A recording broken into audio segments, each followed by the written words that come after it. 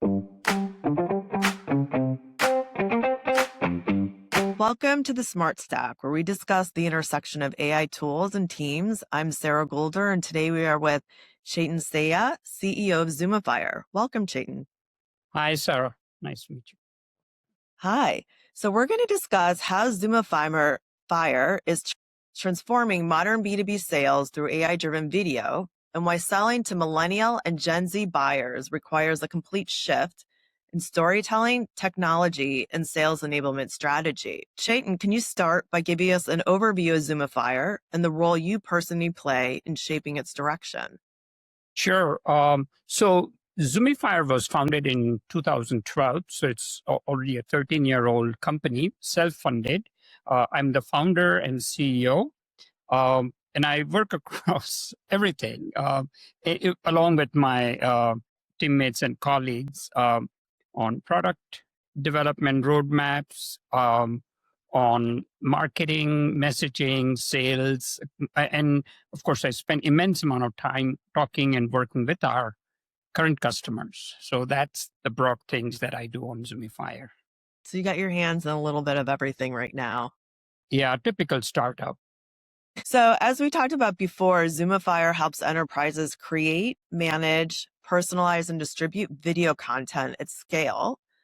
So what specific problem or frustration originally inspired you to build this platform? And has this problem changed or intensified over time?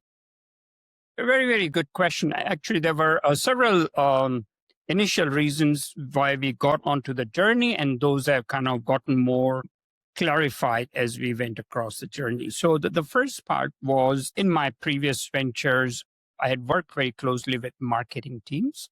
And one of the things I had found was that while marketing teams had a very good and easy way to create all kinds of rich media and other very high quality graphical content, there were very few proper infrastructural elements within even large enterprises to deploy them to the rest of their teams. And so I saw that as an initial opportunity to say, how do I better enable delivery of, and I used to use the word rich media rather than just video.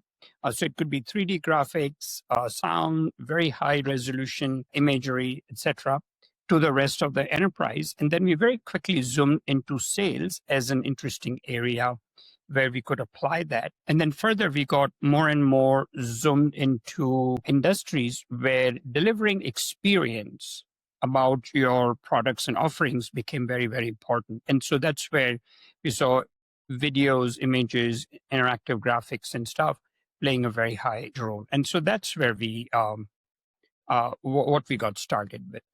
Okay, so it sounds like almost started with internal enablement. Is that right? And then moved into sales and then kind of the customer experience side. That is correct. Okay. And of those three, are you seeing one particular area kind of changing over time or, more of trends in one particular area of those three?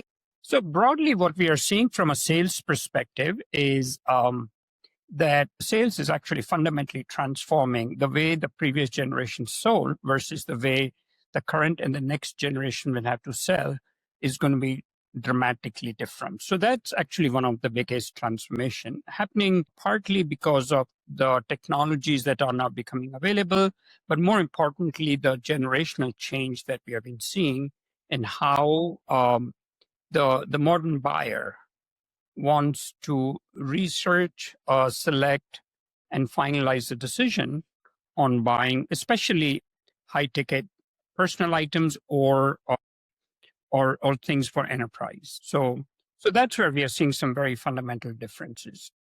Yeah, that's really interesting. So, you mentioned that there's this new generation, kind of the millennials and Gen Z. What characteristic or personality traits, I think, does anybody who's building a product or trying to sell a product need to understand about these two cohorts? Okay. So first of all, what we need to start understanding is that millennials have become the typical middle managers, right? Now in most companies, and they are beginning to become the champions who actually help you sell your product into the companies. And the Gen Zs who have just entered the workplace in last couple of years are the ones who are going to use these new technologies and products that you're selling. So hence the importance of to the two groups, right?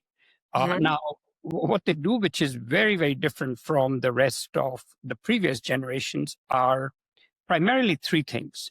The first, and maybe partly dictated by COVID and all the things we went through in the past, in the recent past, is they're very reluctant to meet immediately. And this is a big issue for sales, right? The sales, especially B2B enterprise sales, tends to be all about meeting people, overcoming their objections, showing a presentation, nurturing them on your product, and then eventually closing the sale, right? But when that whole thing is predicated on a meeting and that meeting does not immediately happen, then that's getting a whole lot of sales teams lost today. So this is a fundamental one change that we have seen that's affecting tremendous number of companies.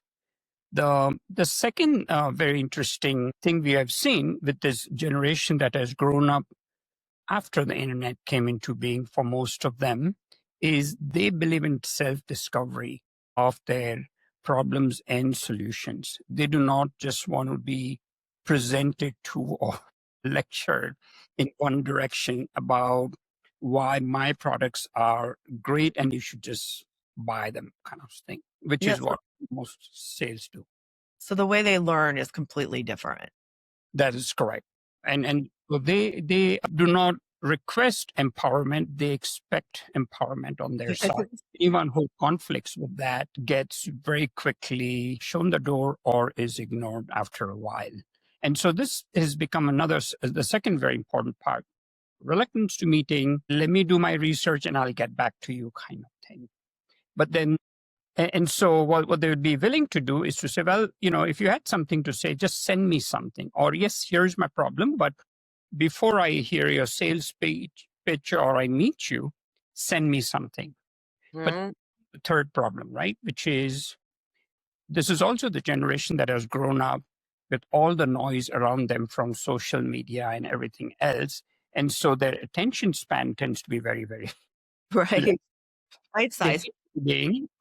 And if you send them something that's verbose, text heavy, static, they lose interest very quickly. Not that your stuff wasn't right or wasn't relevant to them, it's just that they would not go through all of them. So these three issues have really created a perfect storm for most enterprise B2B sales organization. As to how do you engage such a demographic? How do you nurture them to help them understand their problems and discover how their solution can benefit them? And how do you get enough time and attention from them to actually have a proper, meaningful conversation? So how are sales teams then aligning with this new reality?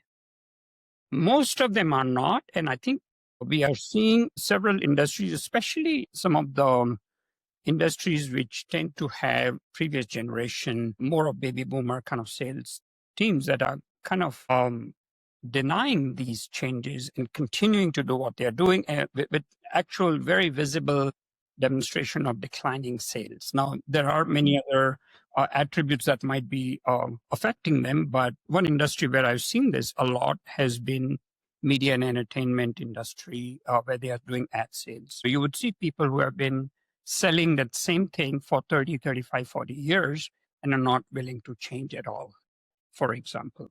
On the other hand, we have seen certain industries that you normally would consider boring, right? Like insurance, that is actually transitioning to a new generation of sales folks in their broker and distribution partnership channels who are actually a lot more willingly adopting these newer ways of selling to their customers. So we are finding that this denial and lack of understanding of how the customer demographics has changed is causing one of the biggest issues for the sales teams. And how does Zoomifier, because I know that your company is attacking or taking on these three changes, solve for that and support sales in this kind of new sales world? Okay, great. So, we do a lot from a features and technology perspective. However, it all came down to an underlying single principle, which is you now need to augment humans, not with another bot or an artificial intelligent being, but content. It's as simple as that, which means you do not have to think of content as something that sits behind you while you talk, as in a presentation, or as a leave behind after you're finished talking, as it happens with the brochures and other marketing literature that's sent out. But content now becomes your door opener.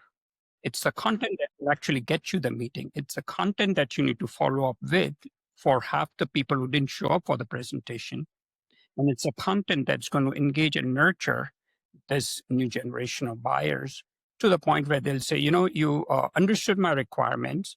You gave me the right stuff. You made my whole process of decision making very efficient. And hence, I feel very comfortable. I understand how your solution solves my problem. And so I'm going to buy it from you.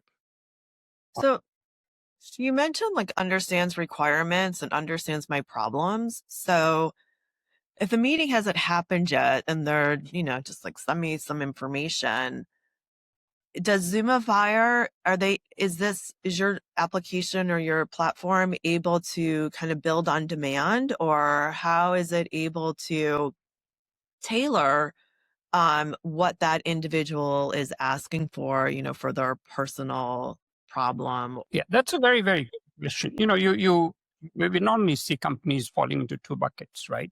So you have Mhm.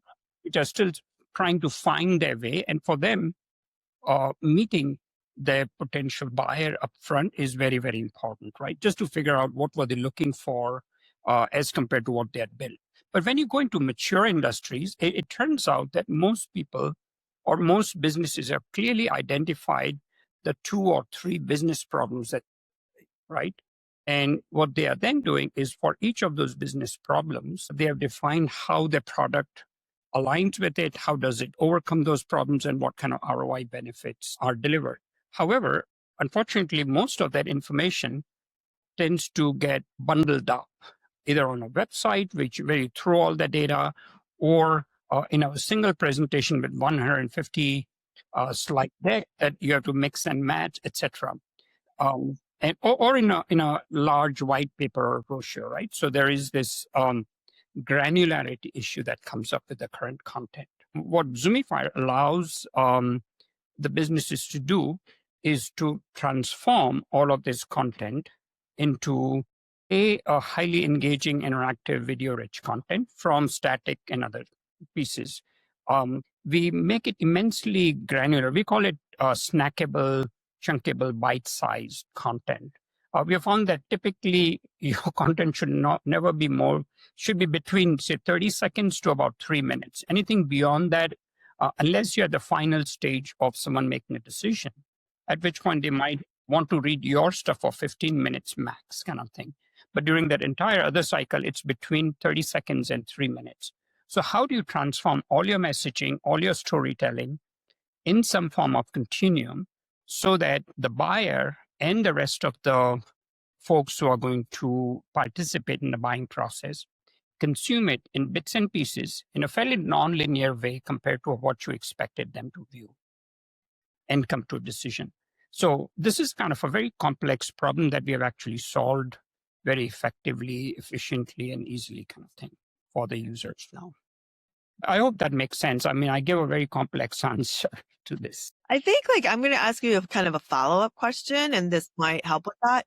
So from your vantage point, what is the competitive landscape in sales enablement and kind of this video content technology look like right now? And where do you see a Zoomifier carving out its unique advantages? Okay.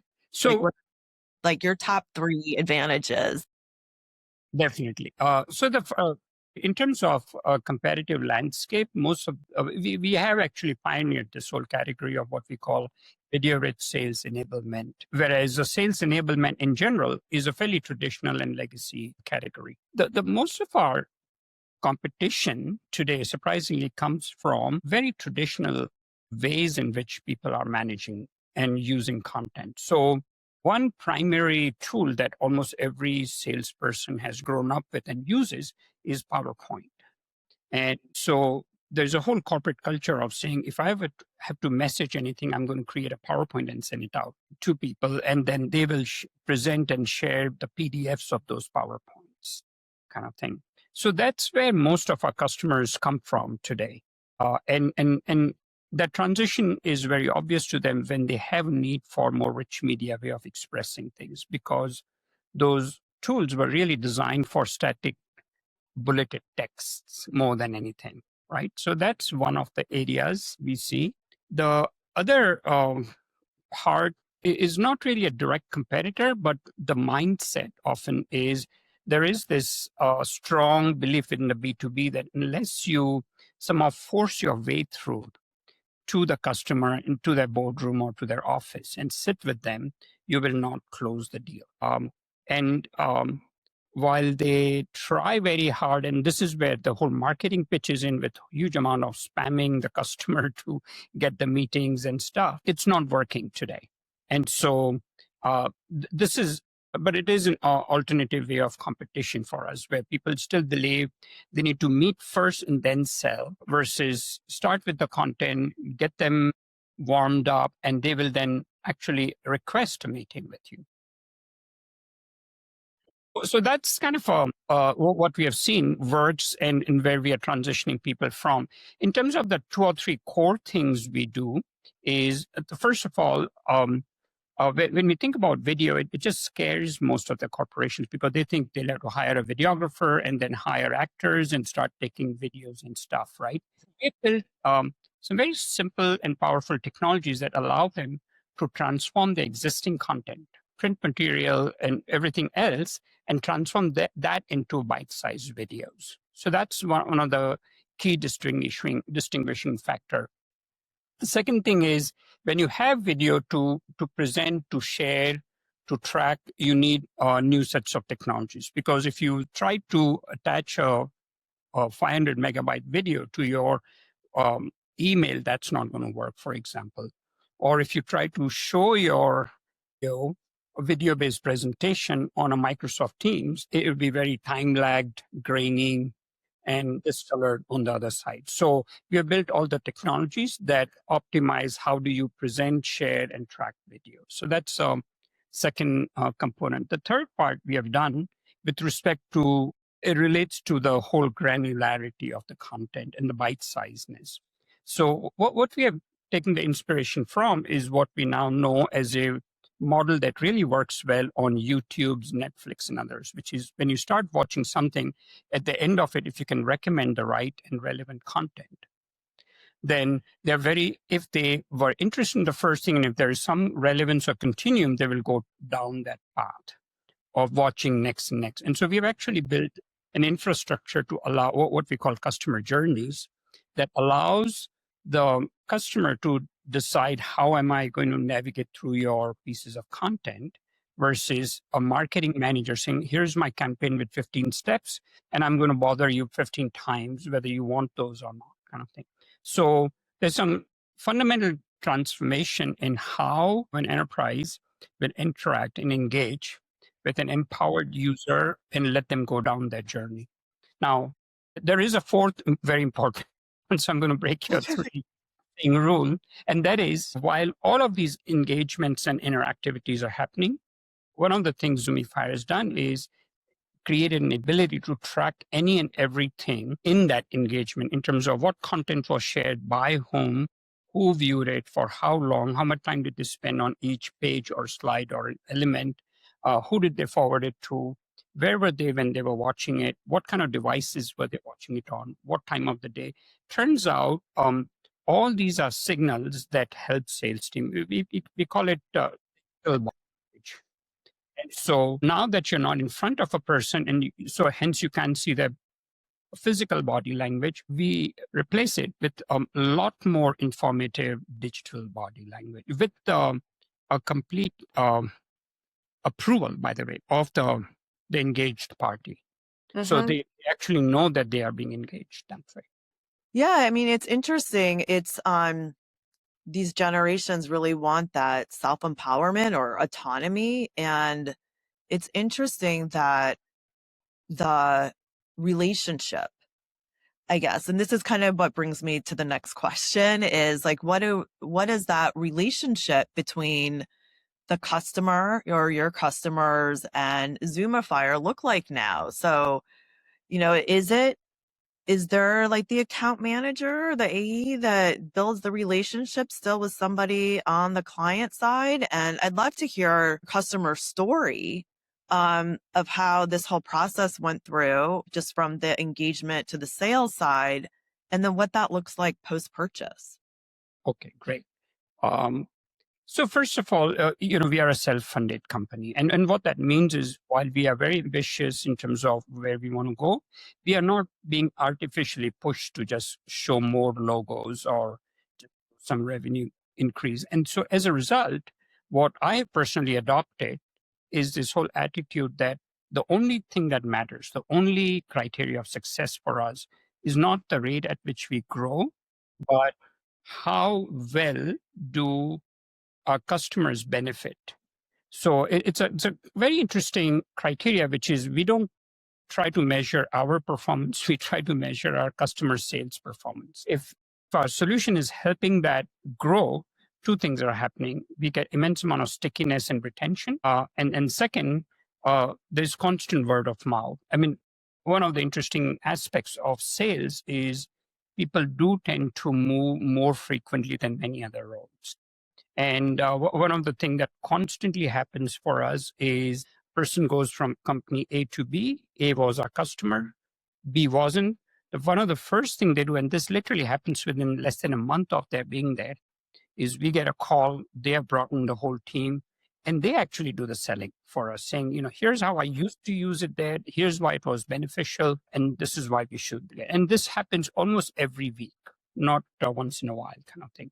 And so, literally, 100% of our growth and new customer acquisition literally comes from word of mouth rather than any explicit email campaigns or advertising or anything.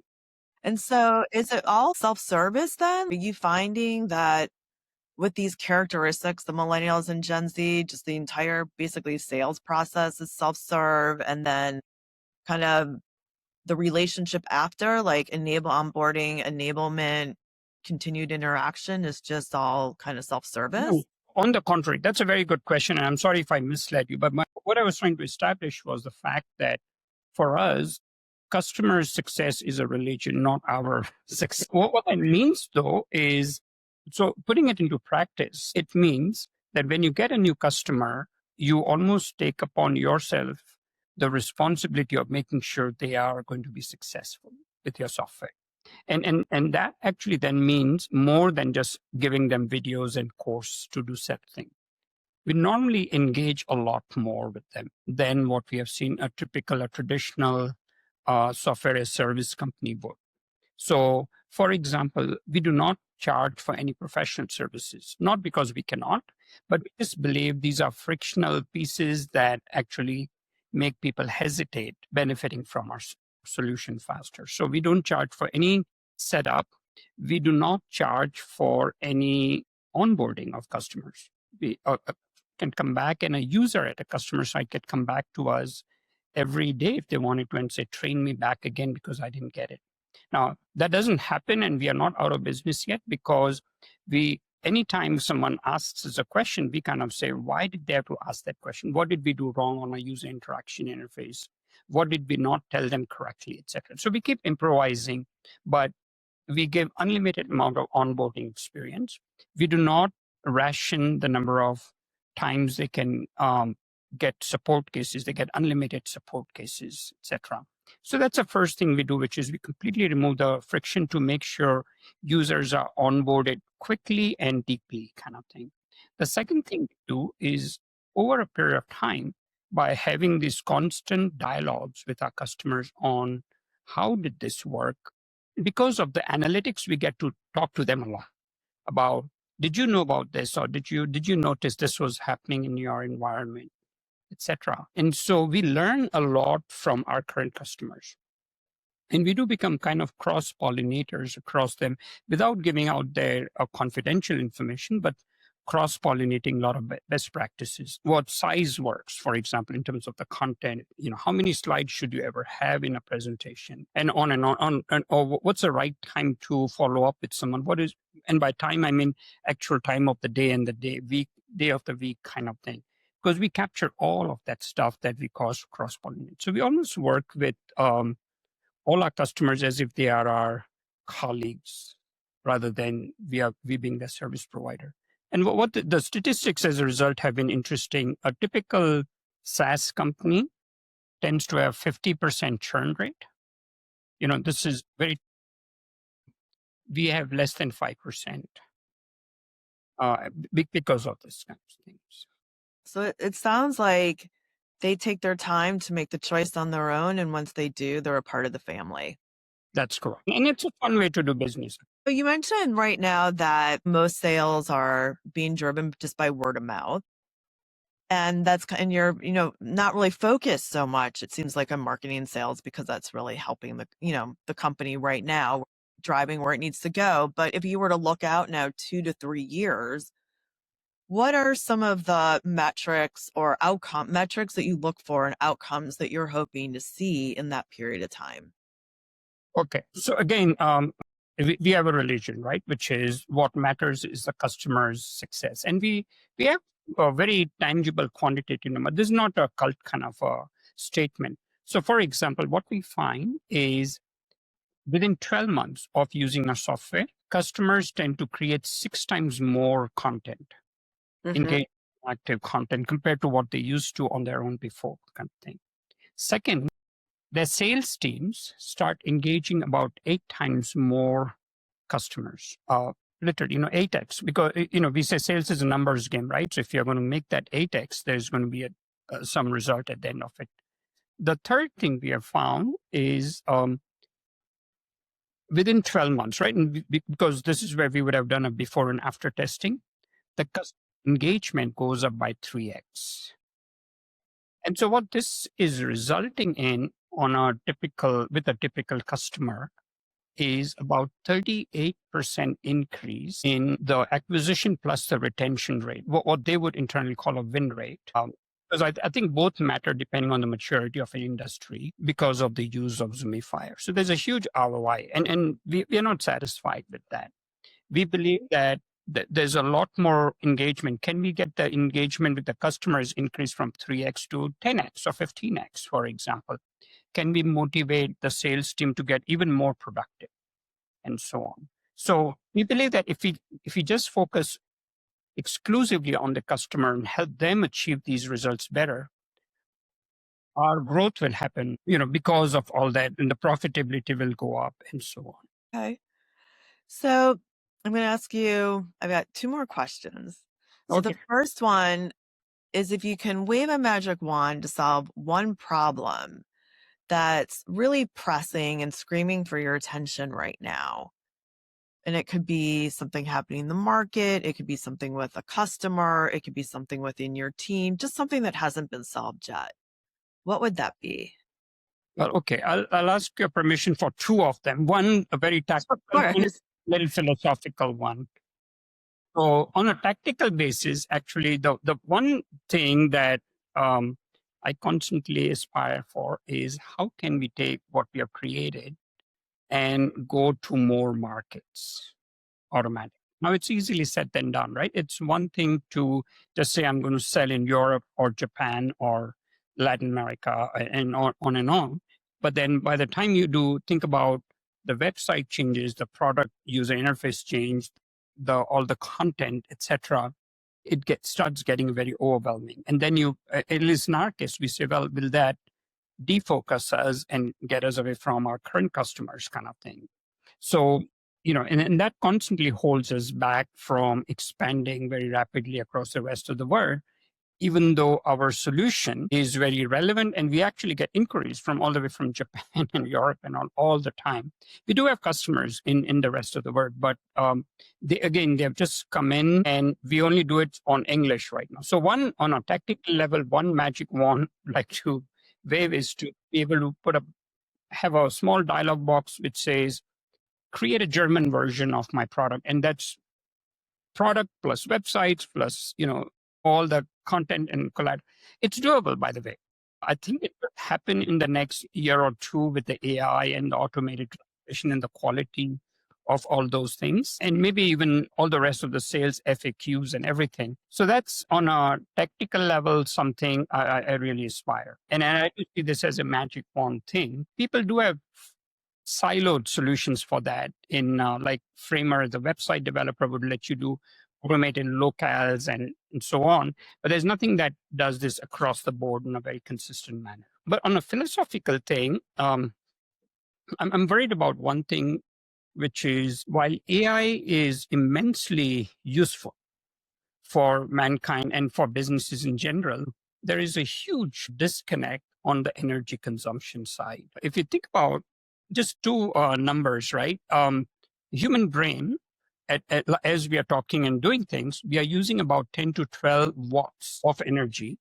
The equivalent AI, and as we are talking about AGI and stuff, would require 2.7 gigawatts of energy. 200, about 100 million times bigger amount of thing. Or if you want to think in terms of very simple terms, when we do a Google search, and then if we did a similar chat GPT search, the chat GPT uses between 10 to 30 times more energy than the Google search does.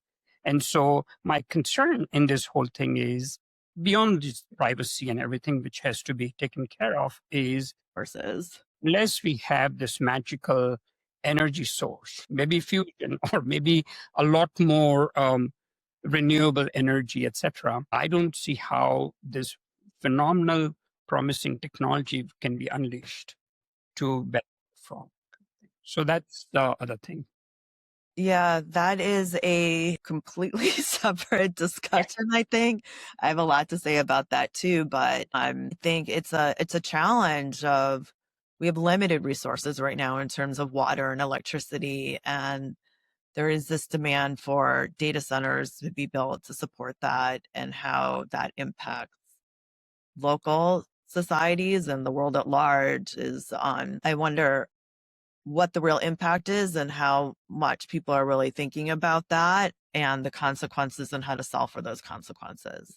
I guess It's that's, going to be a zero sum game, and that kind of bothers me as a business decision yeah. maker. That I can clearly see the relevance and benefit of AI, but what I'm also seeing is immense reluctance on the side of business users to adopt it for production. Everyone's doing labs and prototypes and pilots, but deploying it is going to be a nightmare simply because the sheer cost involved. Even if you take care of all the regulatory privacy and other issues, the cost is going to be prohibitive. So that's the magic wand we somehow need to wave as a society to somehow work on that. I think time will tell with that one Yeah. what's going to happen. Yeah. Well, finally, Chetan, if somebody would like to connect with you or just learn more about Zoomifier, where is the best place to go and find out more information or to connect with? The website is a good place, zoomifier.com, zoomifier.com. My personal email address is firstname.lastname@zoomifier.com, and would love to interact with anyone and discuss any of these aspects. So Chetan.Sayah. Great. And Chetan, thank you so much for being on the Smart Stack. Right. Thank you so very much, Sarah.